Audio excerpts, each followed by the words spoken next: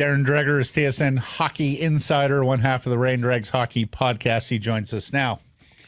Countdown to vacay. How are you? I'm good. Look at, I've got my Cabela's t-shirt on. Look at this. He's already into fishing mode. Yeah. So I'm going to start the 3.5, almost 4-day trek on Saturday. And then the final leg, of course, is whipping through Winnipeg en route to Lake of the Prairies, which is about 4 hours. And it is appointment stop. I stop at Cabela's in Winnipeg. I get all my goodies and off. What are the goodies? What do you get? What do you get in a Cabela's? You're going to a cottage, so like you don't need a tent. Is it cottage or cabin in Manitoba? Yeah, that's kind of middle. It's cabbage. Yeah. So that's literally what we call it. We reference it as the cabbage. It's half cottage and half cabin. But what do you get? You get a little bit of everything. You need the fish batter, right? You know, there's different flavors. Of course, all kinds of lures. You know, my buddy Doug Haberstock, my next door neighbor, always sends me the update. Okay, here's what the walleye are biting on, spoons, rubber, you name it. So I got to stock up. That's the kind of stuff I buy. All right. Love it. Love it. We want to see photos with you and gigantic fish this summer. Remember, all right? okay. You got to fill up the gram. You got to point it towards the camera because then they look enormous. It looks ginormous. So yeah, that's an old school trick. A TV guy like you should know these tricks. Yes, correct.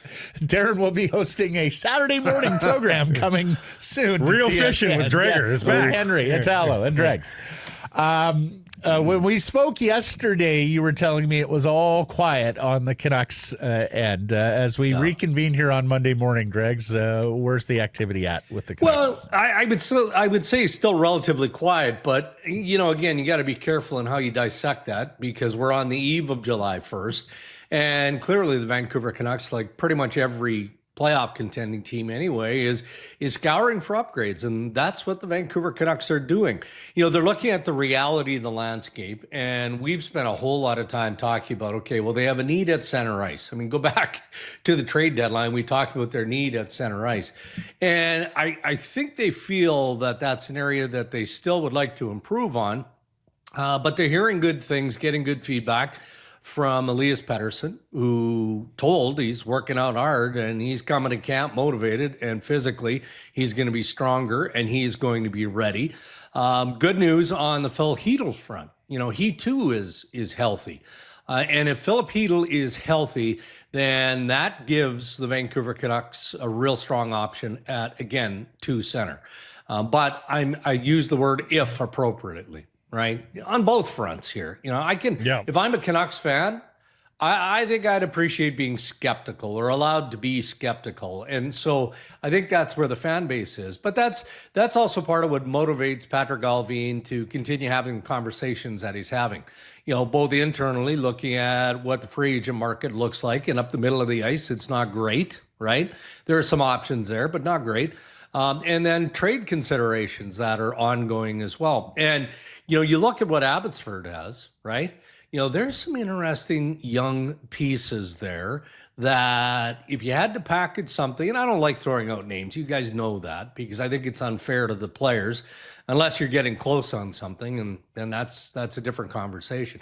But it does feel like there are some younger assets that if Vancouver wanted to throw a couple of those guys into an equation trade-wise, they might not only get a 2 center that we haven't talked about because we really don't know that player is available, or they get a 3A who just needs a fresh start or a different opportunity, who maybe is back behind 2 really good centers on the team that he's playing with. He just needs a better opportunity. So I think all of the above is being considered right now by Canucks management. And you're 100% right. Is there a universe in which Pettersson can be the one and Hedl can be the 2? There is, but I don't think anybody wants to gamble and just say that's the plan, right? Matt and I have talked about flooding the position with, as you talk about, some tweener 2-3 guys that, you know, may not be certified second line centers, but I mean, isn't that Pius Suter? Like, and Pius Suter's kind of he might end up being one of the bells of the ball here in free agency, for heaven's sakes, after all is said and done. And maybe that's just the problem with bringing him back, is that he knows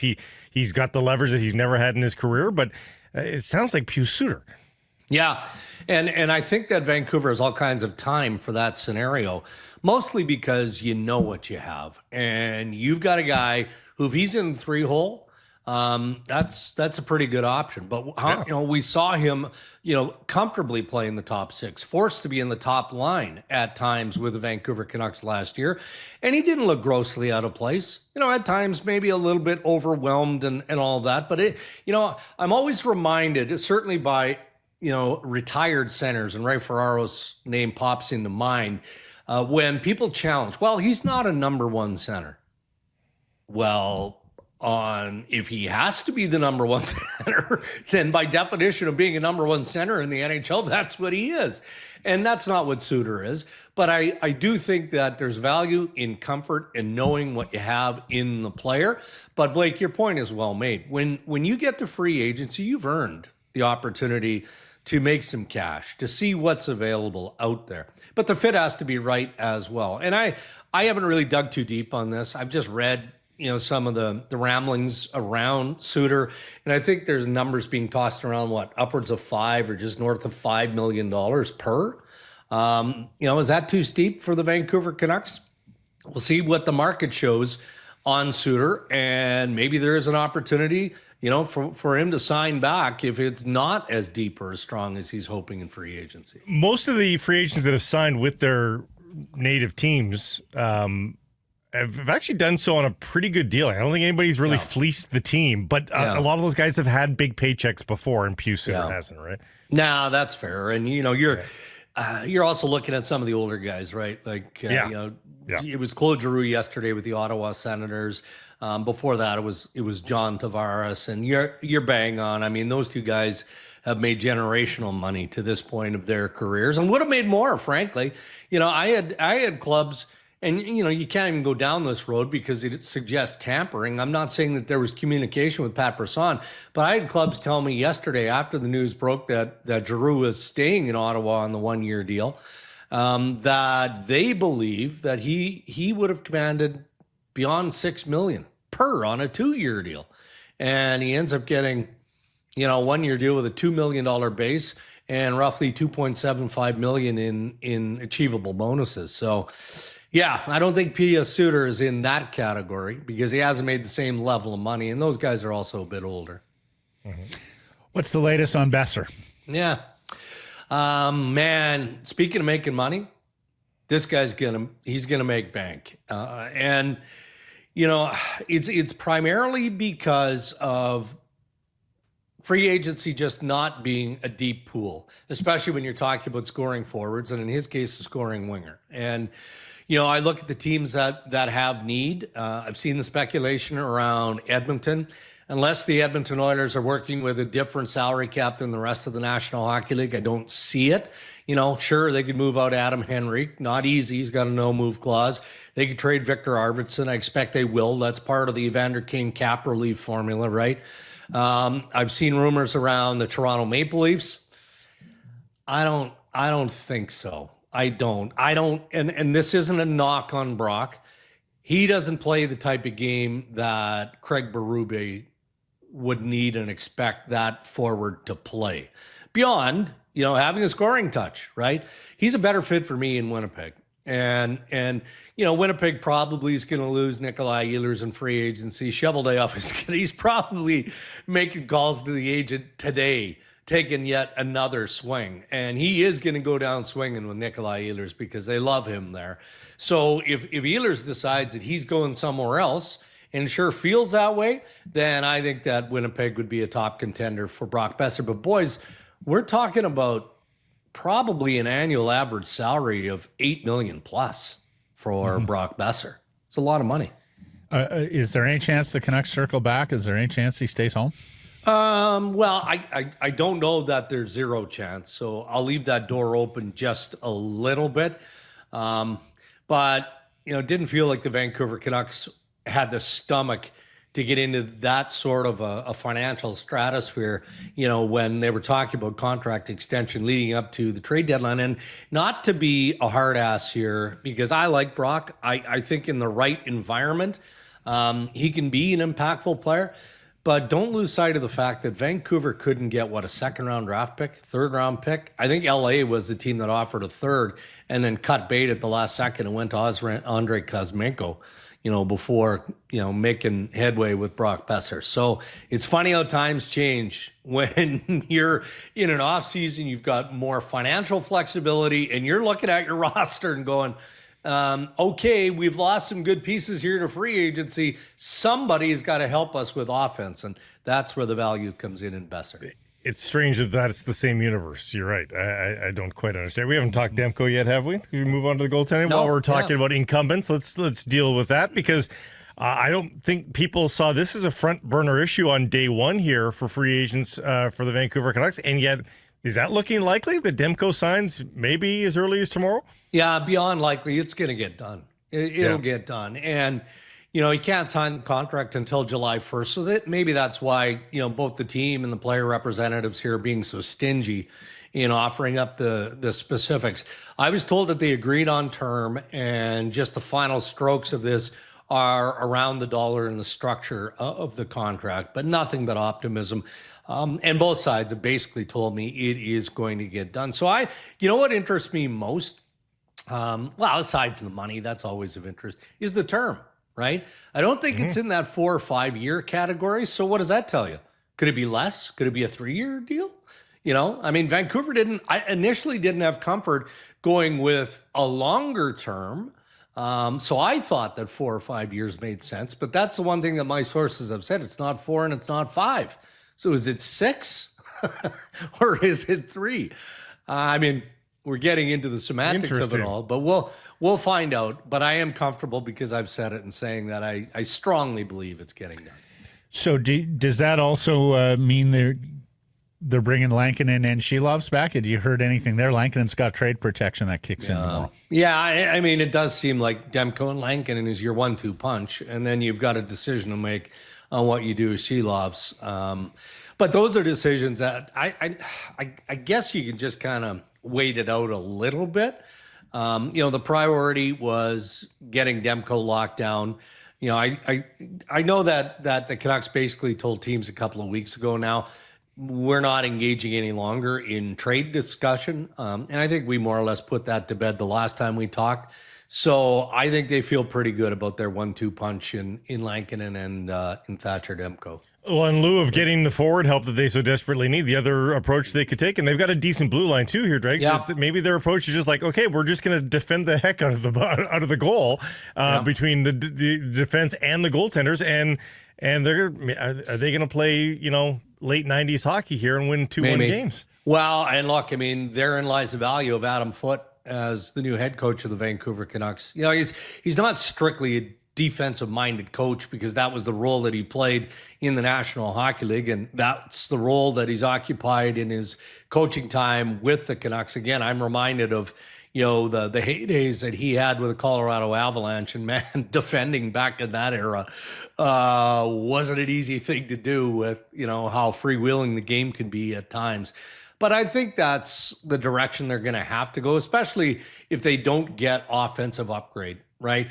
Evander Kane is expected to carry some of the load offensively. Obviously, that's a part of why they acquired him. And as we've already discussed, they're looking to augment what they already have in pieces up front. But look, you have to be able to defend, to take some of the stress off your goaltending. And I think Vancouver will be able to do that throughout their lineup. If it's not solving center in-house with Pius Suter or on the trade market, talk to me about Michael Granlund and Jack Roslovic. Mm-hmm. Well, there's still work being done, I believe, by the Dallas Stars in trying to keep Michael Granlund. And I think we can appreciate why. I'll tell you what, when Jimmy Neal made that trade with San Jose and he got both Cody Ceci and Granlund, that is timely, efficient work. Granlund's a good player, and I could see the attraction to him from a Vancouver standpoint. But if Neal and the Dallas Stars aren't able to get something done, there's going to be a lineup for that guy. Just the way he plays, the pace that he plays with, all of that. I'm less in love with Jack Roslovic. Now, again, he's capable of creating a bit of offense. He's got the shot. He's got some aspects of his game that you would like. But for me, and I'm not closing the door on him, this is feedback that I'm getting from around the NHL. Those are two options, but Granlund would be much higher up the list if he gets truly to free agency. Where do you think Ehlers is going to go? Well, again, just reading the tea leaves and based on a level of speculation, I can see the Carolina Hurricanes as being an excellent fit for him, right? The way Brendan Moore plays the game, not dissimilar to how Rick Bowness coached or Scott O'Neill coaches with the Winnipeg Jets. And Nikolai Ehlers is a terrific two-way forward. And again, he can push the pace. So there's a little bit of interest in the scenario around Nikolai Ehlers, and primarily the reason why he doesn't want to extend in Winnipeg, or hasn't to this point. Maybe he looks at the market and it comes down to having to make a decision between Carolina and Winnipeg because he doesn't like the other options. He's a very private guy, and my sense is he wants to leave the rink and just drift into obscurity. Just either go home, go to the mall, do whatever he does on his off days, all of that. But not he's coming to the Canucks. Is that what you're saying? He's coming to Well, that's why I laughed out loud when I was presented with the idea of, the Toronto Maple Leafs would love to get in on Nikolai Ehlers. Yeah, of course they would, along with 15 or 20 other teams.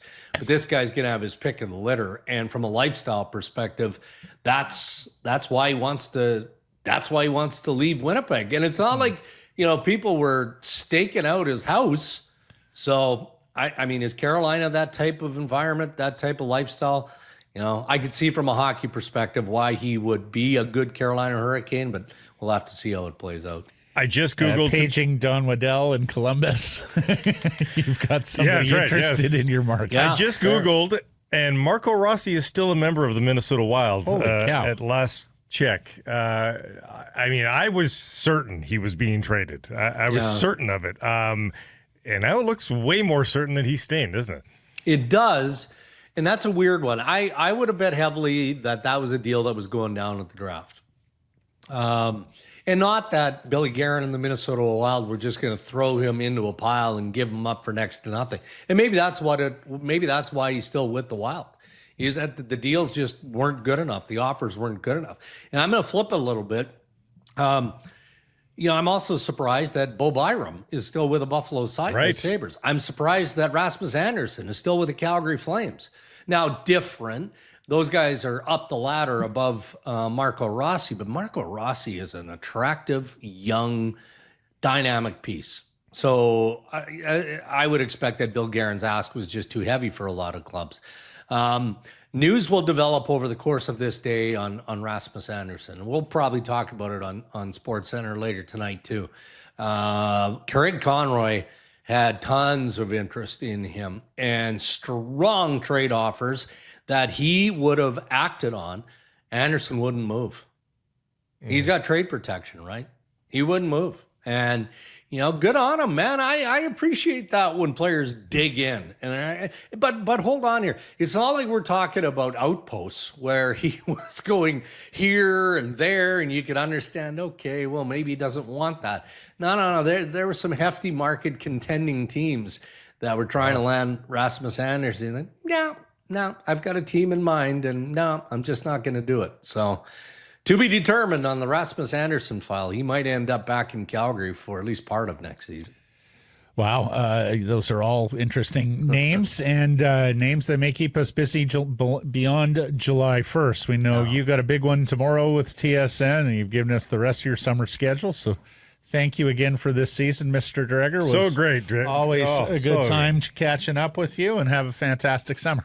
All right, guys. Well, I know you don't take a huge break, but enjoy yours. And I'll be sure you'll see walleye, you'll see northern pike. Yes, please. So, because you'll see a little bit of everything coming your way through. Pickerel? You got pickerel in that? Like pickerel Because cheeks are so. See, you're a Manitoba guy, and I grew up on the prairies. It was called pickerel.